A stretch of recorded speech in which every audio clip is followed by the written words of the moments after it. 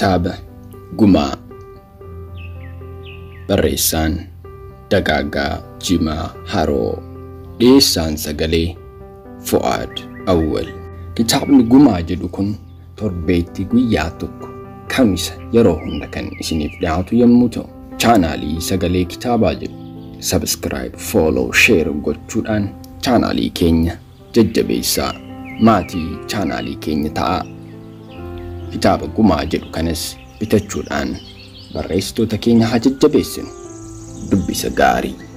Galata hunda dura uumaa tokkicha kennaa kalaqaa kanaatiin kan na badhaase, keessa kootii immoo akkan ifatti baasuuf na gargaare, galanni koo daangaa hin qabu. Itti aansuun abbaa koo obbo Jimaa Haroo akkan sadarkaa kana ga'uuf utubaanaa ta'ee fi harmee koo osoo hin baratiin na barsiifte adde Shukkaaruu Quufaatiif, akkasumas abboo xiqqaa koo Qaachaa Haroo kitaabota seenaa fi hogbarruu akkan dubbisuuf ija naa baneef galanni koo dachaadha. Kitaaba kana jalqaba hanga xumuraatti dubbisee gulaaluun gorsaa fi gargaarsa ogummaatiin kan na cinaa dhaabbatan barsiisaa fi barreessaan Geetaachoo Rabbirraa ulfinnii fi jaalalli isaaniif qabu yoomillee onnee irraa hin fixadhu. Akkasumas yeroo isaanii aarsaa godhanii iddoo jallate sirreessuun kan na gargaaran barataa Ayyaanoo Dagaagaa fi barsiistuu Aynaalam Hayilamaariyaam Tufaatiif galanni koo guddaadha. Dhumarratti yuuneenii hojii gamtaa maqii baatuu waan kompiitaraan na gargaaraniif galata guddaa argadha. Itti dabalees namoonnii fi hiriyoonni koo gargaarsa adda addaa naaf gootaniif hamilee koo jajjabeessaa turtan hundumti keessan guddaa galatoomaa. Dagaagaa Jimaa. Dhaamsa. Addunyaan irra jiraannu kun rakkina walxaxaadhaan guutamtee jirti. Hanga addunyaa tanarra jirtutti lubbuun ilma namaa waan hedduu keessummeessiti.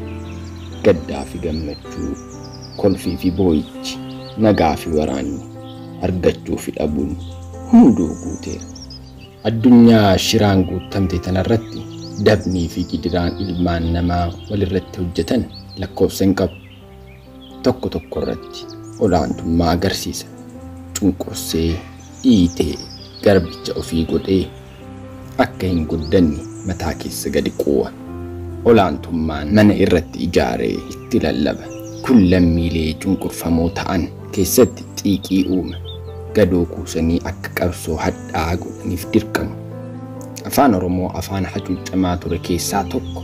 Gootota Oromoo afaan Oromoo akka ittiin barannuu fi sabni isaa biyya abbaa isaa irratti walabummaan akka jiraatuuf of wareegani lubbuu isaanii aarsaa godhaniif galanni koo daangaa hin qabu.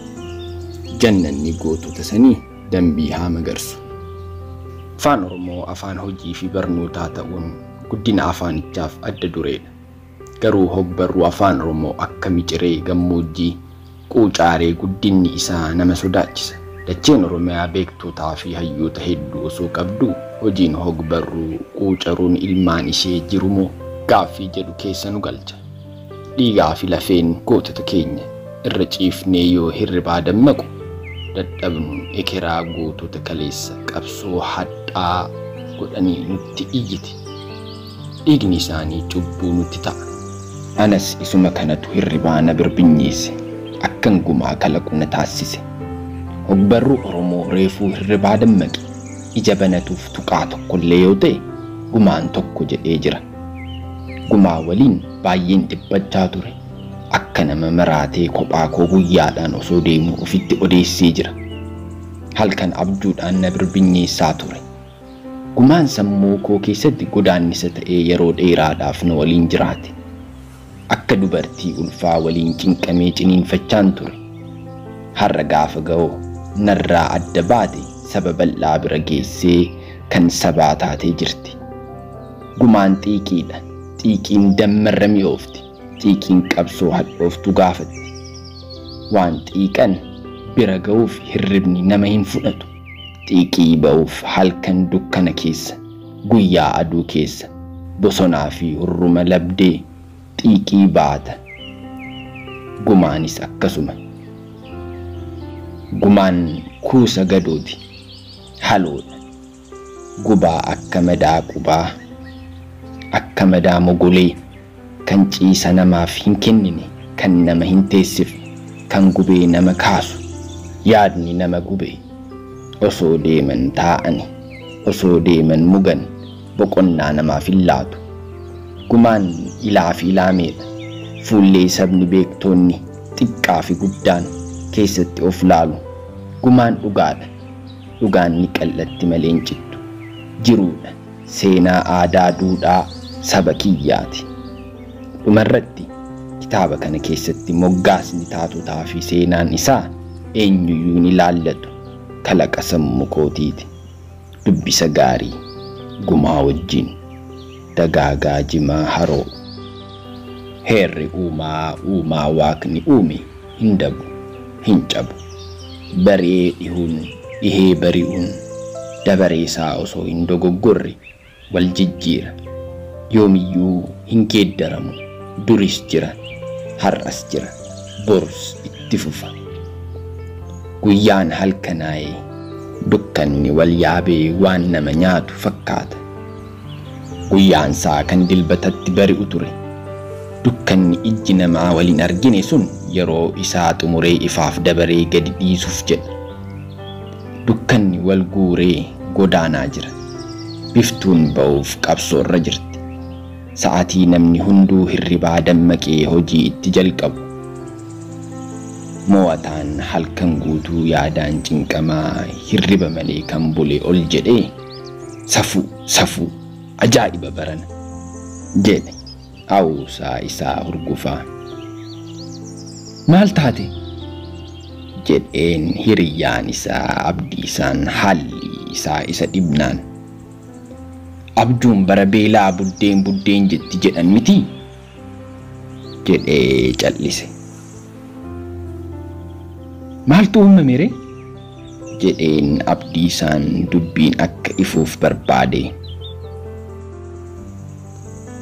ana jaalalaan rakkatee hubattee eda abjuudhaan guntuutaan na koobde na dhungachaa bulte saniifuu dabbasaa ishee lashkootee fuulatti na uwwisaa yoo na waliin eenyudha isheen jedhee gaafatee dubbii afaanitti kute daraartuudha ka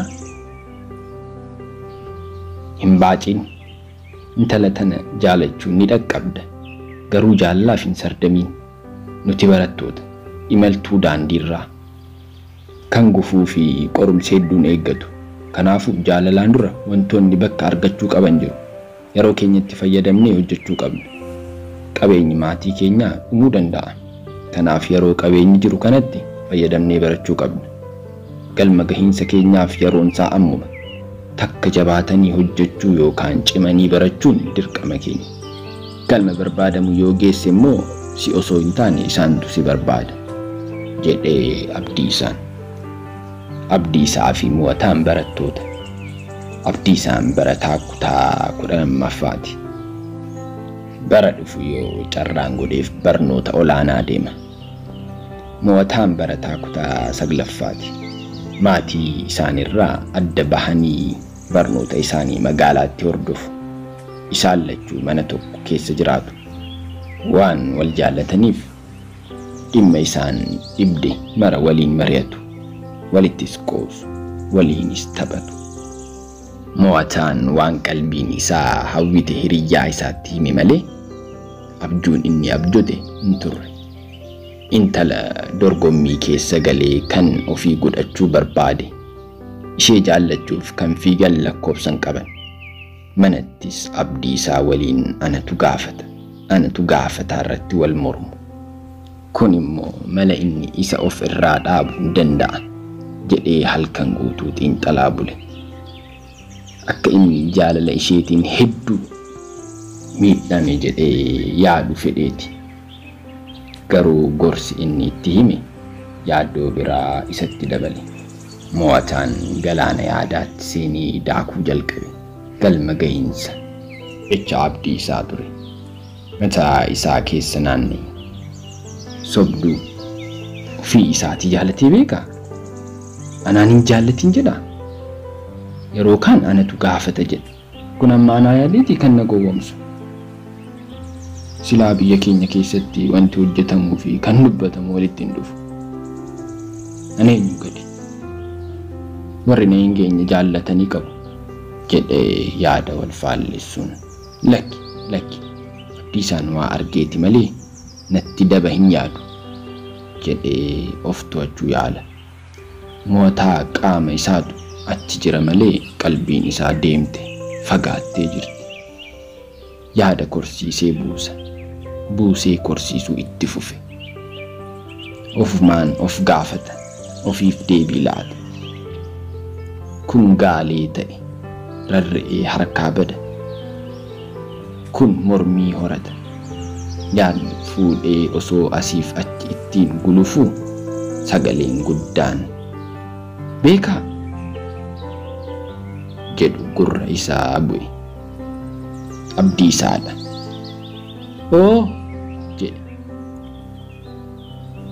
Eeyyeen dhimmi jaalalaa ulfaataadha. Kan yaadaan bilchaateef firiin isaa boonsaa fi kan karra jireenyaa banu yoo ta'u, kanneen akka keenyaa sammuun hin bilchaatiniif immoo hadhaa fi gufuu jireenyaati. Ati immoo barnoota kee dagattee jaalaluma ishee qofatti hafuu dandeessa. Gaafas barnoota jibbuutu dhufa. Guyyaa barnootaa jibbite immoo maatiin kee si jibbu. Rakkoowwan birootis hedduutu isin qunnamuu danda'a. Kun martinuu wantoota osoo ati galma hin gahiin karaatti si hambisuu danda'anidha. Jiraataa daandiirraa si taasisa. Hiriyaa kee keessaa si hambisa.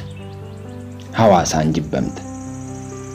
Garuu yoo cimtee baratte galma barbaadamus ni geessa. Gaafas ofii keetii fi maatii kee boonsitee namoota birootiif fakkeenya taata. Siin alatti nu hiriyoonni kee yoos waan haaraa goonee jaalalatti seenni. Har'a waan yeroo san taaniif nan gadda. Waan hiriyoota keenya muraasa qunname maal jedheen. Mootaan gurra isaa qiinsee dhaggeeffata. Yaada sirnaan duukaa bu'ee hordofaa jira. Dhugaan jirtu waan isa moote fakkaata. Egaa beeka himaan himee yaadni abbaatti gala jedhe Abdiisaan xumurarratti. Hiriyaa dhugaa sin jaalladhu abdii ko jedheen. Anis sin jaalladhu beekaa ko jedheen Abdiisaan. Beekaan maqaa Maasoo Mo'ataati. Maqaan kunis kan moggaafameef Mo'ataan nama mormu jaallata. Anatu beeka. Kootu sirriidha jedhee nama morma. Kanarraa ka'anii sumatu beeka. Beekaan si caalu hin jiru. Ati beekaa keenya. Kan jedhurraa beekaa jedhaniin. Kutaan lammaffaa itti fufa. Chaanaalii keenya like, share, subscribe gochuun maatii keenya ta'a. Yaada chaanaalii keenya irratti qabdanis, yaada viidiyoo keenya irratti qabdanis koomentii jalatti nuu kennuu hin dagatina.